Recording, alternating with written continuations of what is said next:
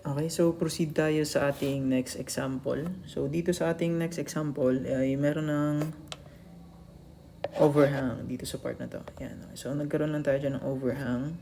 Okay, so pag merong overhang, although meron tayo ditong support, is considered natin yan as internal support pa rin. So ibig sabihin, meron tayong moment pa rin dyan sa support na yan. Unlike dito sa ating support A, is wala tayong moment dyan kasi siya ay i-consider natin as external support. Pero pag nagkaroon ulit tayo ng overhang ditong side, halimbawa nag-extend dyan yung ating beam, is i-consider na rin natin siya as internal support. Ibig sabihin, magkakaroon na rin ng moment doon sa support na yon. Okay, so proceed lang tayo dito. Okay, sinulat ko lang ulit yung ating 3-moment equation. Tapos, ito yung mga hinahanap. Moment at B, moment at C, reaction at C, at reaction at A. Okay. So, unahin natin dito, yung pinakamabilis na makukuha mo dito sa ganitong problem is yung moment natin doon sa support C. Okay, so pwede kasi natin yung i-cut ng ganito. Ayan. Tapos, yung reaction niya is kung ano yung nandoon sa side na yun, sa overhang. Ayan, okay. So, ano yung length niya? Dito ay meron tayong 5 meters. Ayan. Tapos, ang gagawin mo lang dyan is magmo-moment ka lang papunta dito sa ating support C. So, ang rotation nitong load mo is clockwise. Therefore, yung ang magka-counter dyan dito sa support is counterclockwise, si MC. Tapos, meron ka rin ditong RC right. Okay, so katulad ng ginagawa natin dito sa ating internal support din, kapag nasa B, is nahahati yung kanyang reactions from reaction B at left at reaction B at right. So, ganun din dito kay C. Meron din tayo dyang reaction B, reaction C at right at reaction C at left. Pero mamaya is meron din naman, pwede mo din naman siyang gawin na isang beses mo lang kukunin si RC. Equal lang din yung makukuha mo kapag pinagsama mo itong cutting na to mamaya. So, ihiwalay lang natin para alam nyo lang yung dalawang way para makuha si RC. First is ito, meron ng RC right at merong RC left. Yung mamaya naman is hindi na natin kailangan magkaroon ng RC right at saka RC left. Okay, so unahin lang natin to. Si MC dito is madali lang. Kung ano lang yung load na meron tayo dyan, 25 squared all over 2. Yan. Okay, so yan ang ating RC. 25 squared. 5 squared over 2. Okay, so meron tayong 250 Newton meter for our moment at C. So yan yung sagot mo agad. Meron ka ng answer. I-box lang natin yan. Ayan. Okay, next. Next natin is kunin lang din natin si RC right. RC right. RC right dito is submission forces. Vertical lang naman siya. So, meron ka lang dito 20 times 5. Okay, so, meron kang 100 newtons. I-line lang natin siya para ma-distinguish natin. Okay. Next is yun namang ating dalawang span. Okay, so dito na tayo sa ating span 1 at span 2. Yan. So, dito lang yung span 1 natin at span 2. So, hindi na natin consider itong side na to dahil nagamit na natin yung RC right at saka yung ating MC. Nakuha na natin doon. So, kumbaga, para sa ating 6AA, ang i-consider na lang natin is ito pa rin. Yan. So, madali lang naman yung sa 6AA natin. Ilan to? 50 newtons, 2 meters dito at 3 meters ditong side. So, kunin, pwede na natin gamitin dito yung ating shortcut na formula. Yung pag 6A1, A bar 1, L1, kapag may force tayo dyan, P A over L squared minus A squared. Yan. So, yan lang naman yun. Meron ka ditong 50. Ang A natin is 2 over 5. 5 squared minus 2, ano ba yun? 2 squared. Okay. So, yan is 50 over 5 ay 10. 2, 5 squared minus 2 squared. Okay. So, meron kang 420 Newton meter squared. Next, yung ating 6A2 B2 bar over L2. Okay, so dito naman tayong side nun. Okay, hindi ko na siya kinakat kasi madali lang naman. Meron tayo ditong height na 20. Yan, 20. So, yan yung gagamitin natin. Gagamitin ko yung integral. So, kapag integral yan, from 0 to 4. Kasi yun yung total length natin. 0 to 4. Then, yung y natin na gagamitin dyan is yung height lang ng uniform load, which is 20.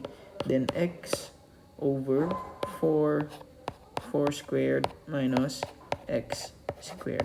Okay, so ditong side na yan is ang cut natin. Pag ganito ha. Yan. Yan yung ating x. Kasi siya ay nasa B side. Itong nasa B side siya. Okay, so kunin natin. Integral from 0 to 4, 20 x over 4 squared minus alpha x squared. So, 320 Newton meter squared. Or pwede nyo rin gamitin yung yung shortcut formula na WL cube over 4. Kung sa ulo nyo naman, pwede nyo na yung gamitin 24 cube over 4. Yan, okay. So, equal lang naman yan. Yan ay 20 ano ba yan? 24 cube over 4. Yan. So, i-redline ko lang itong mga nakuha natin na 6AA at 6AB. Yan. Tapos, gamitin na natin yan sa ating 3-moment equation. Okay, so alam natin dito na yung ating M1 is magiging 0 kasi yung ating support A ay external support. Okay, so mag-proceed na tayo dun sa ating moment 2. So, 2M2, then yung total length natin na L1 is 5, then yung ating L2 is 4, plus yung M3 natin, may nakuha na tayong value, which is 250 multiplied by L3, which is 4. Then, add natin yung ating 6AA na 420 plus 320 dun sa ating 6AB equal to 0 dahil common lang ang EI at walang settlement sa ating problem. Okay, so makukuha natin si M2. Ilan si M2? 250 times 4 plus 420 plus 320. Okay, so lahat ng yan is i-move natin papunta sa right side ng equal sign. Okay, maging negative, then divide by 2 times 9. Okay, so meron tayong negative 96.667. Yan ang ating M2. Then, ano ba yung mga hinahanap dyan? Yung MB. Yan na yun. Yan na si MB, si M2. Then, yung ating RC and RA. So, unahin muna natin si RC. Kasi, ito na yung ating MB. So, negative 96.66 Newton meter. So, i-box na natin yan. Final answer. Next is, kunin na natin yung RC left. Kasi meron na tayong RC right. Tama? Ito. Yan yung ating RC right. So, paano natin kukunin si RC left naman? So, yung ating nakahiwalay na span number 2. Yan. So, itong reaction dito, yan yung ating RC left. Dito naman sa kabilang side, yan yung ating RB right. So, ito kasi yung ating B at ito yung ating C. Tapos, meron na tayong moments na nakuha. So, si MB is negative Sa left side yan, yung B natin. So, ibig sabihin, ang negative sa left side is counterclockwise. So, counterclockwise dito si MB. Then, si MC naman is, ano yung nakuha natin? Positive. So, ang positive dito sa side na to, sa ating, sana siya kanina. Tingnan natin. Okay, ito. So, dito siya ay counterclockwise. So, kapag nilipat na natin siya dito sa kabilang side, siya ay magiging clockwise. Dito si MC, which is equal to 250. Lista ko na lang din. 96.667. Ayan. So, pag nag-moment ako ngayon, summation, wait, color blue pa siya. Summation moment at B is equal to 0. Makukuha ko ngayon si RC left. Tama? Okay, so meron tayong clockwise motions muna. Ang unahin natin, meron tayong 20. Ang length nito ay 4 meters. Yan yung ating L2. 4 squared all over 2. Then meron pa ba tayong counter? Ay, meron pa ba tayong clockwise? Okay, si MC 250. Then counterclockwise na 96.667. Then yung ating RC left. Okay, so dahil merong lever arm si RC left na 4, i-divide natin tong buong side na to ng 4. So si RCL ngayon is equal sa, store ko muna ng value to. Ay, wait, shift store A, sa A na lang muna. Tapos multiply natin ng negative 1 para hindi tayo malito pag nagsosolve. Shift store A. Ayan, okay, so meron tayong 20, or gawin na lang natin 10. 20 divided by 2. 10, 4 squared plus 250 minus alpha A. Si alpha A natin is yung 96. Wait, saan yan? 10, 4 squared plus 250 minus alpha A. Ayan. So, 96 din. Calc nga natin para sure lang. Calc. Ayaw talaga. Ayaw pakita. 20. 10, 4 squared plus 250 minus alpha A. Divide natin tong buong to ng 4. So, meron tayong 24.6167 newtons. So, ilan yung nakuha natin kanina dun sa RC, right? 100. Ibig sabihin, ang ating total for RC is RC left plus RC right lang din. Then, makakuha tayo ng 124.1667 newtons. Pero kung gusto nyo makuha din kaagad si RC, pwede naman ganito yung gawin nyo para hindi na kayo dumaan sa ganito. Yan. Para hindi na kayo kumuha ng RC left at RC right. So, pakita lang natin yung isang way. So, ganito yon. Ito na lang yung cutting plane mo. Ayan. Hindi mo na ika-cut yung overhang. Kasi, ang kunin mo lang dun sa overhang na cut is yung iyong moment doon sa point C. Then, yung RC is ihiwalay mo na lang ng kuha para hindi ka na masyadong madaming isosolve na RC left at RC right. So, dito, kunin na lang natin si RB right. So, tapos, yung dito na reaction is directly RC na yan. Tapos, para makuha mo yung value ni RC na yan, ilagay lang natin dito yung moment natin at B, which is equal sa 96.667. Then, summation moment at B ka na lang kaagad. After mo makuha si moment at C at saka si moment at B, pwede nang ganito na. Huwag ka na kumuha ng left and right ni RC. So, meron tayo ditong 20 newtons per meter. 20 times, ano yung total length nito? Ditong side is 5 meters. Dito is 4 meters. So, 9 squared all over 2. Yun ang ating clockwise motion. Ano pa yung ating dito?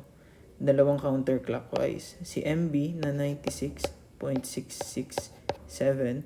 Then si RC na ang lever arm niya is 4. So divide natin to ng 4. Makukuha na natin si RC na 20 times 9 squared all over 2 minus alpha A divide 4.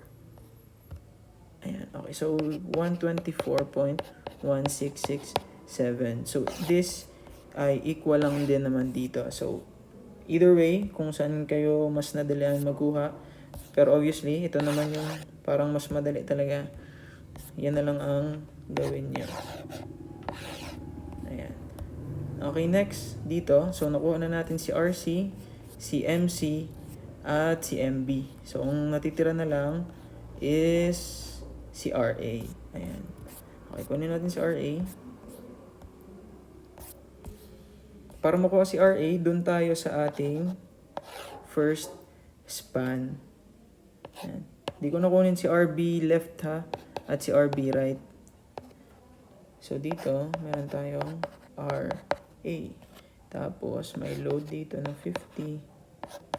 Then, distance 2 meters, 3 meters, at yung ating, kung dito siya ay counterclockwise, transfer lang natin, magiging clockwise na yung ating MB, which is 96.667.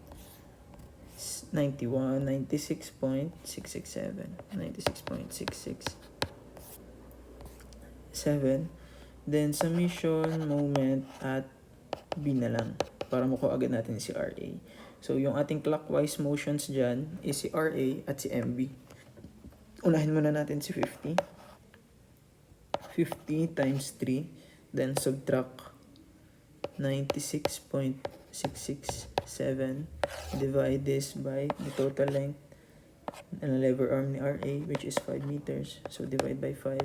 Equal na yun kay RA. So, RA is equal to 150 minus alpha A divided by 4. Divided by 5. Ayan.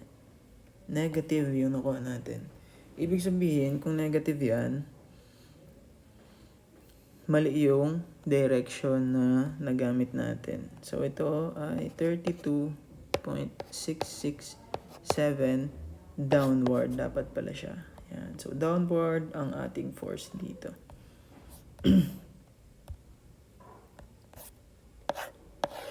Ayan.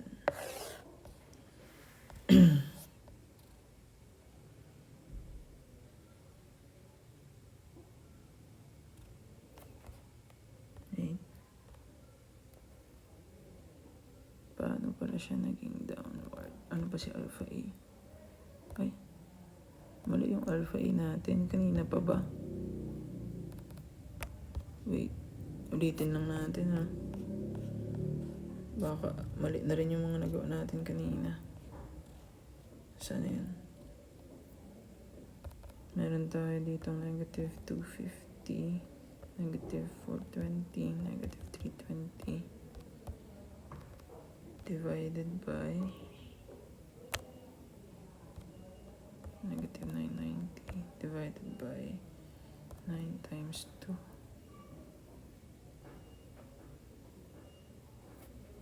Kulang ng ano.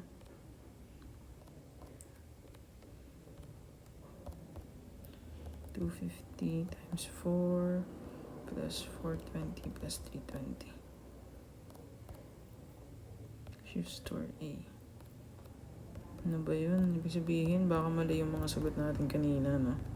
Wait, correct lang natin. Dito, meron tayong 10 4 squared all over 10 4 squared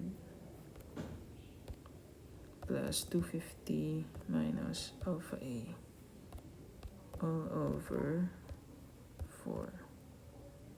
Ayan. Okay. So, mali yung ating value kanina ng RA, no? Mali yung nakastore dun sa ating A. So, yan dapat ay 78.333. Then, ibig sabihin, ito,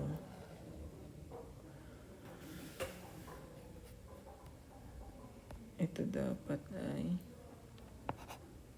178.333. Okay, tapos dito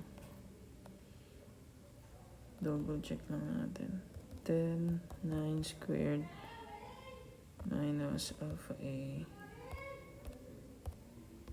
all over 4. Ayan. Okay, sorry kung mali yung nakalagay kanina dun sa aking stored value ni A. 178 pa rin naman. Equal pa rin naman siya. Next dito. So dito may 150. Okay. Kasi nagtaka ako bakit nag-negative siya. Mas maliit yung 96. Sorry guys. Okay, so 10 dito. Ayan. Okay, 10.667 newtons. Newtons. Okay. So yan, tama na yan guys. Sorry, kanina ay kaya sinusubukan ko kanina i-check yung laman nitong aking alpha A. Okay, so okay na ito. If gusto nyo kunin yung reaction at B, pwede naman, kaya na kunin yan. Yan. Basta nakuha na natin yung moment at B, MC, RC at RA.